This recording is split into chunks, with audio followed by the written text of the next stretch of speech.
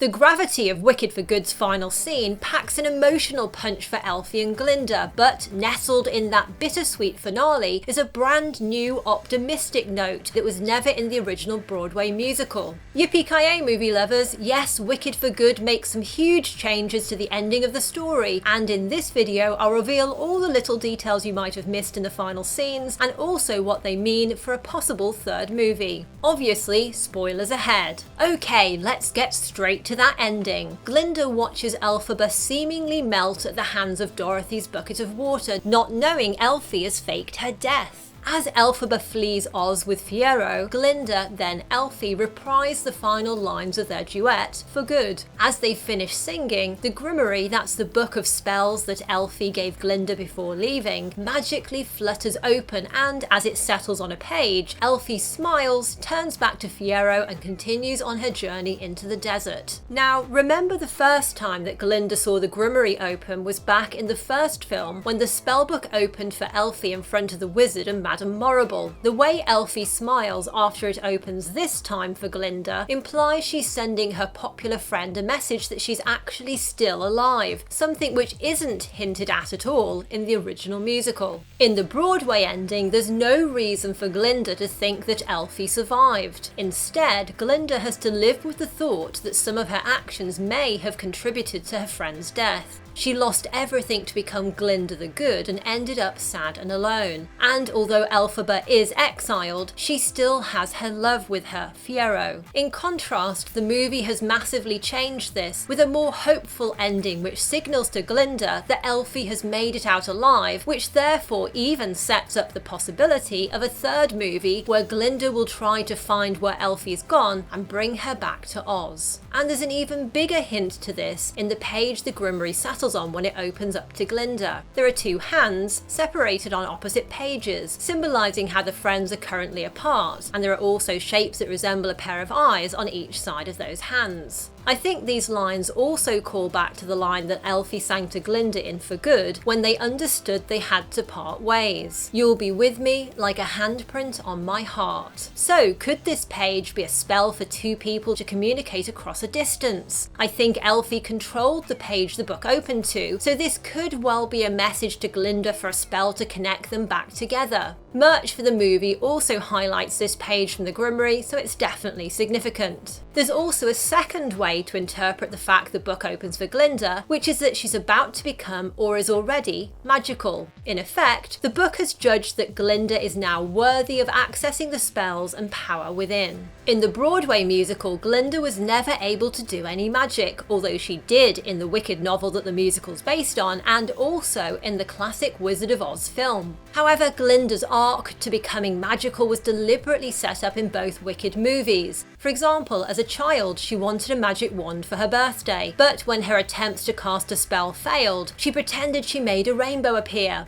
Later at Shiz, Glinda was frustrated when she tried to transform Elphie's frock into a ball gown, but completely failed. Ball gown. Seriously? Do you need my help? No, just wear the frock. And we see how she uses tricks like pressing a button on the floor of her bubble to make herself appear magical in front of her fellow Ozians. I'm obsessulated. Glinda was told by both her mother and Morrible that her lack of magic didn't matter as long as she knew how to be loved and popular, an idea that she grows out of by the end of the sequel when she makes difficult, unpopular decisions, such as confessing in public that she was a friend to the Wicked Witch and welcoming back the animals who'd been so vilified. Glinda's growth from caring about appearing good to actually doing good is perhaps what the Grimoire senses as making her worthy of being able to cast spells from its pages. She will still need to learn how the spells work, of course, just like Elphaba did after she took the Grimoire with her at the end of the first film. And there's a definite sense that the magical spellbook only works properly for those who've proven themselves pure enough of heart. Many have tried and failed, including Madame Morrible, who said she spent spent years trying and only ever learned to read a word or two. Although Morrible is a powerful sorceress who can conjure up a terrible storm, the book evidently judged her too corrupted to harness the spells within. Also, Elfie's sister Nessa Rose clearly had some magical ability and tried to use the book, but she pronounced the words wrong, causing the spell to be miscast. Perhaps because her intentions were selfish, as she wanted to force Bock to love her. By contrast, Elfie's intentions were pure and intended to help others. There are many examples of this trope in fiction, some of the most famous being The Sword in the Stone, and of course there's Captain America in the Marvel Cinematic Universe, who became worthy enough to wield Thor's hammer Mjolnir in Endgame.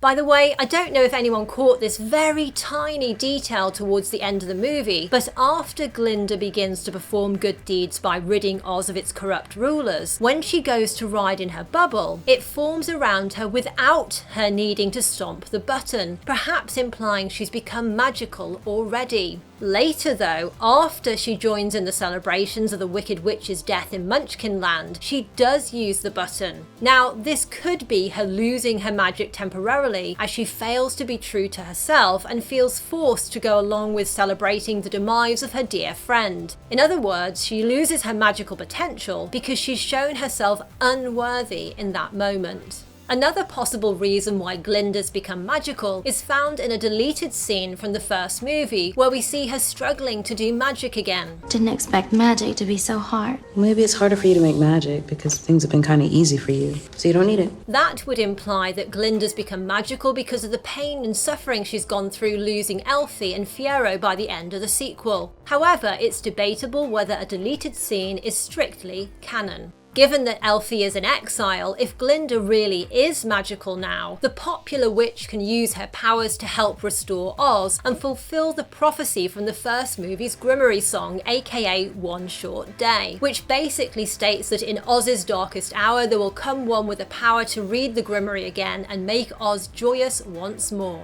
Glinda has already begun this work by telling the animals they're welcome again in Oz, and we see them return, including Elfie's Dulciber and Dr. Dillerman's restored to his position at Shiz University. Resolving this animal persecution plot never actually happened in the Broadway musical, but it has been added in specifically for the film. Overall then, the movie adaptation continues the way the Broadway musical opted for a more optimistic, upbeat take on the original novel, which saw Elphaba die like the Wicked Witch in The Wizard of Oz. But Wicked for Good takes that optimism much further by swapping the musical's ending of a downcast, lonely Glinda in favour of a Glinda who senses her friend is still alive and who's revealed to finally be able to learn magic, something she's wanted her entire life. And the sequel's very final shot of Glinda whispering in Elfie's ear in a callback to the iconic Broadway poster re-emphasises the idea that the pair could well be together again in the future.